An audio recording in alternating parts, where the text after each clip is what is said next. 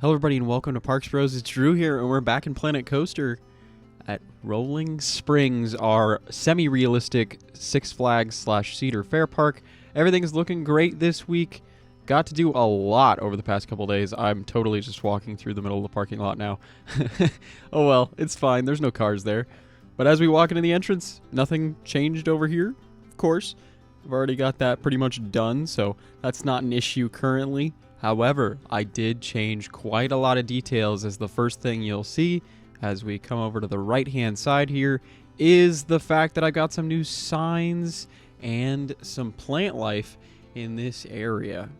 But as we've made it over here, let's give it some life. Watch these rides start to do their thing. As you can see, the first sign on our right-hand side, this is for Springs Swings. This is what we've called the swing ride. I had that as a thought, and I was like, you know, that's kind of cute. I like that. That's nice. So we're keeping it that name. I think it works pretty well. There is a little bit of shade in the queue, as well as, of course, some Mr. Fans and TVs for advertisements. And, of course, the water stand right next door. So if you're getting thirsty over here, if it's a little too hot in the Rockies, it's a great place to grab some water. But super simplistic plant life in front of the sign. I might actually add some more in the future, as well as some more rock work, and just kind of split this better from the asphalt just to make it look a little cleaner.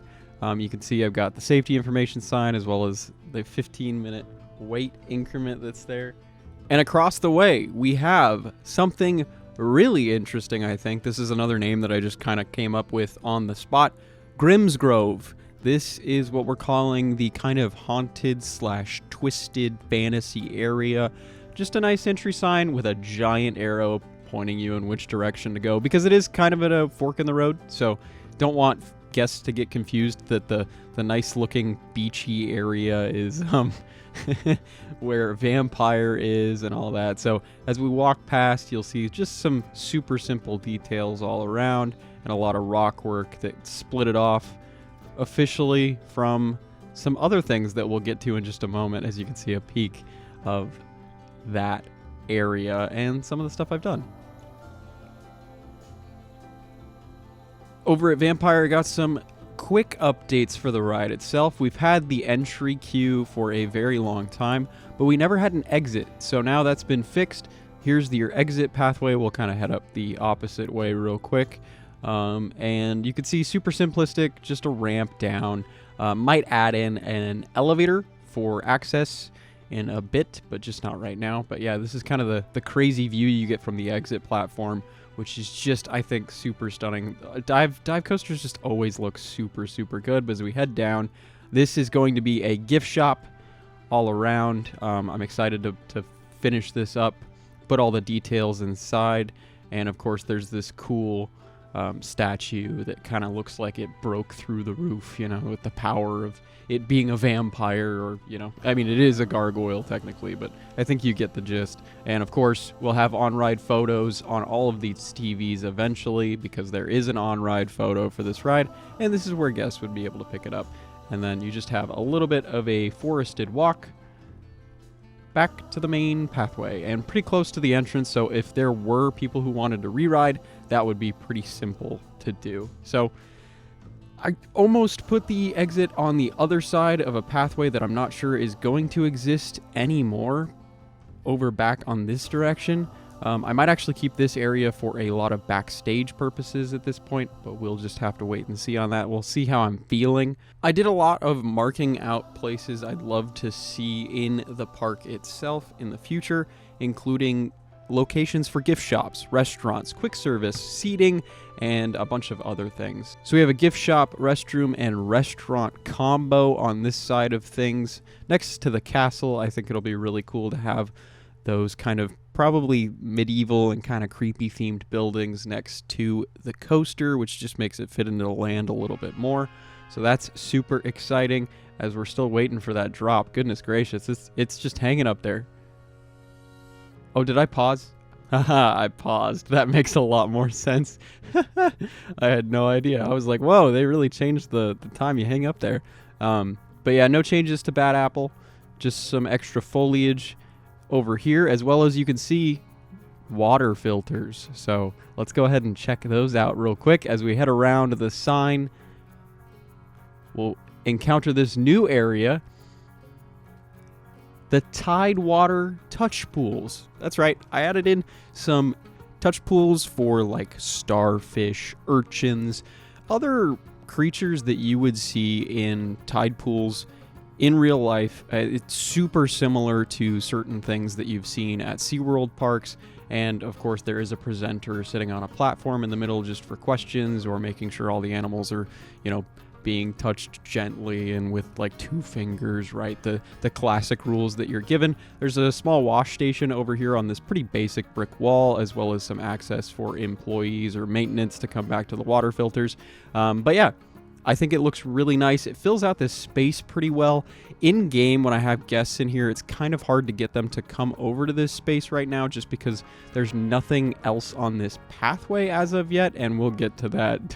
Don't get me wrong. But yeah, hopefully in the future, putting in a restaurant or 2 near this, more guests will eventually walk up to it, because I think it's a really cool, just extra thing that parks seem to do. I don't know about a Cedar Fair or Six Flags park in specific, but definitely SeaWorld parks have this type of thing around their parks every once in a while, and I thought it would have been a cool tie-in to the fact that Riptide Rush is right next door.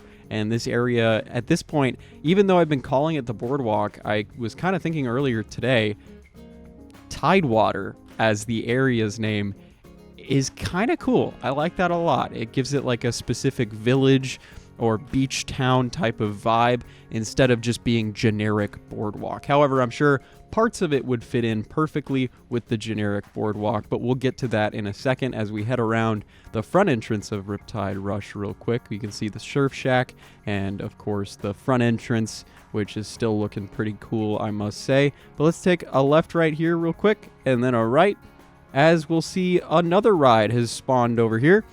This is our antique car ride that I've put in.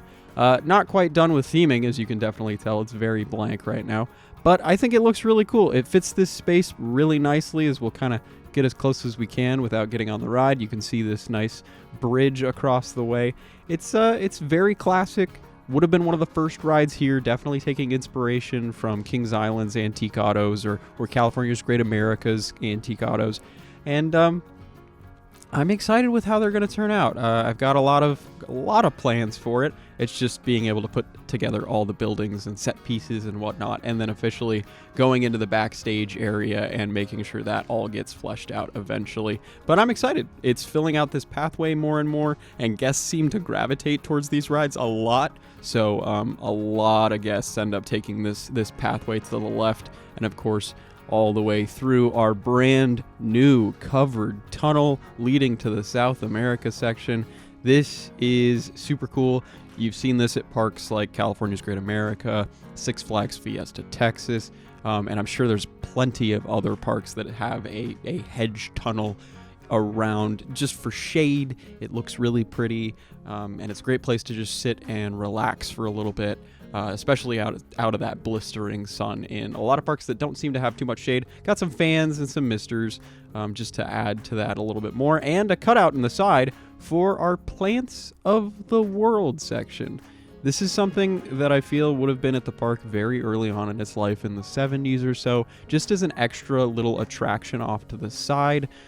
This is something we've seen at a lot of parks earlier on in their lifespan. Yes, they'd have the big wooden coaster to draw a lot of people in, but they'd also add that random flat ride, that carousel, and then a walking attraction with things that seemed very exotic at the time, like a bunch of trees and plants that don't exist in this case, the Rocky Mountains, right? I don't know if they would necessarily be able to live and thrive in this area in real life. However, I did think it would be an interesting idea to try and put together a garden of the world, and adding a bunch of desert plants like these cactus and this Brazil nut tree in the middle for some extra shade, and of course a bunch of different types of palm trees and the Joshua trees in the back. I just thought it was a nice little seating area at this point in time, just because it's been so long since it was one of the main attractions at the park.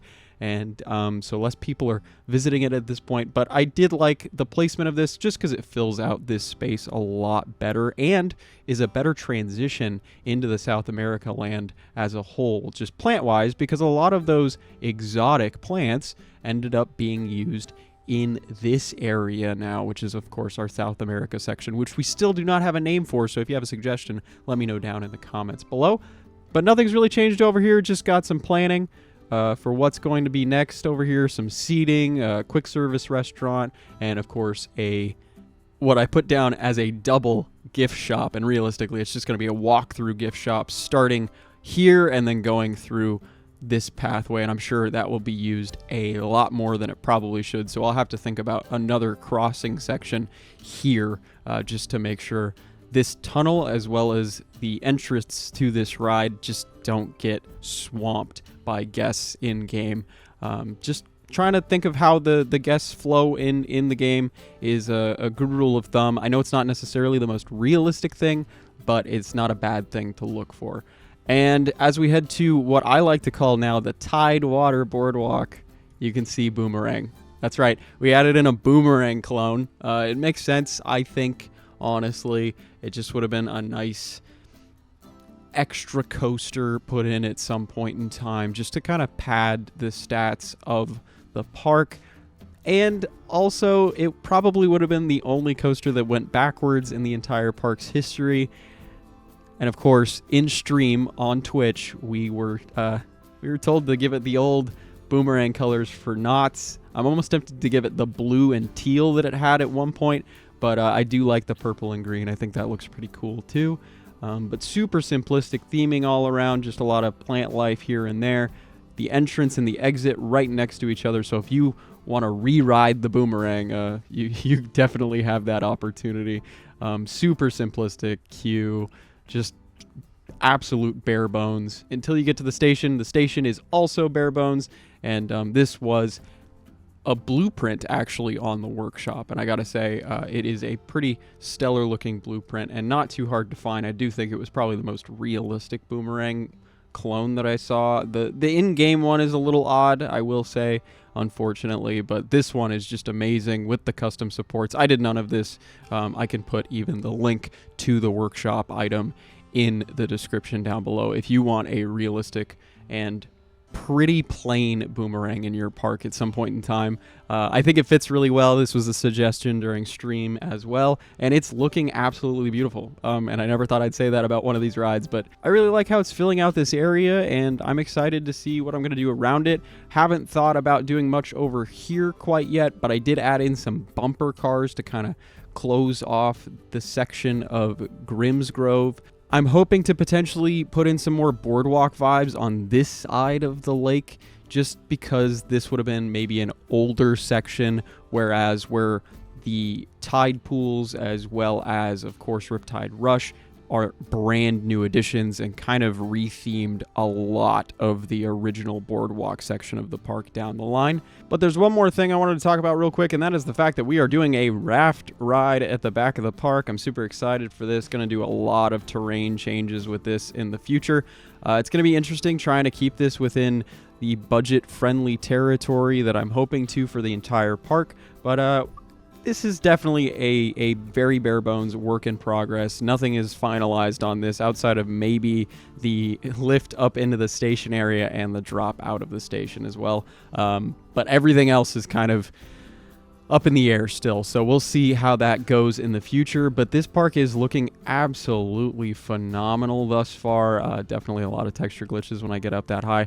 But I am adoring how this is all coming out. And it's finally...